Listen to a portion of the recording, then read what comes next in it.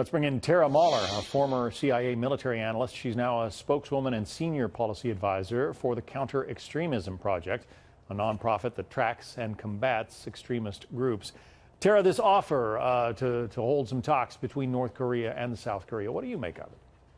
I think that the United States should take it seriously. I think it should encourage any form of diplomacy that the North Koreans are willing to engage in. That is not at the expense of increasing punitive measures like sanctions. That is not at the expense of putting pressure on North Korea. But you want both simultaneously. You want to increase and ramp up pressure on North Korea like we've been doing. And you want to be open to diplomacy, negotiations, and talks.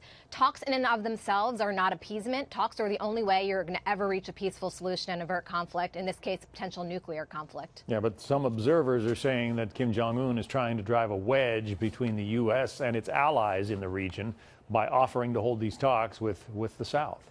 That might be true. Having said that, it doesn't mean that these talks, these bilateral talks, can't open the door for more multilateral diplomacy down the line. The South Koreans are probably more than willing to engage us on this matter. And the South Koreans, have an interest in resolving this as well. They don't want to see a conflict on the peninsula. They have been helpful in terms of, ramping up the pressure on North Korea and also keeping the door open.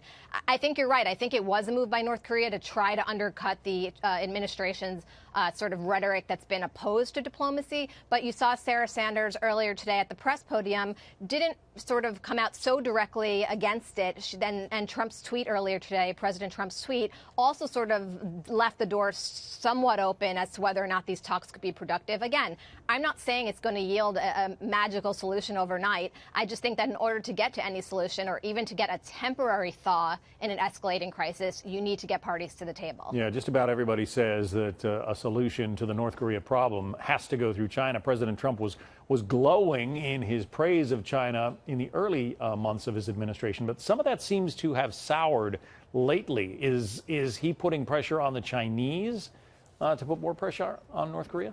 Well, I think what you saw, Ambassador Haley did a great job in getting multilateral sanctions ramped up on North Korea. You had President Trump doing a good job in terms of getting the Chinese to ramp up their pressure, but I think he may have been a little bit overly optimistic in how far the Chinese were going to go. Putting sanctions and putting words down, in theory, you really need to wait to see the implementation. And I think the Chinese could be doing more. Having said that, again, you can keep ramping up economic pressure and sanctions, but at the end of the day, a solution to this is going to still need to get parties to the table to reach some sort of negotiated agreement, whether that's giving up their weapons, whether that's freezing their program. That's how nuclear weapons programs in the past have been thwarted, and that's how they've been abandoned. It's rare that they're abandoned simply alone through sanctions, although that's a critical part of it. Tara Mahler, formerly a military analyst at the CIA. Thank you.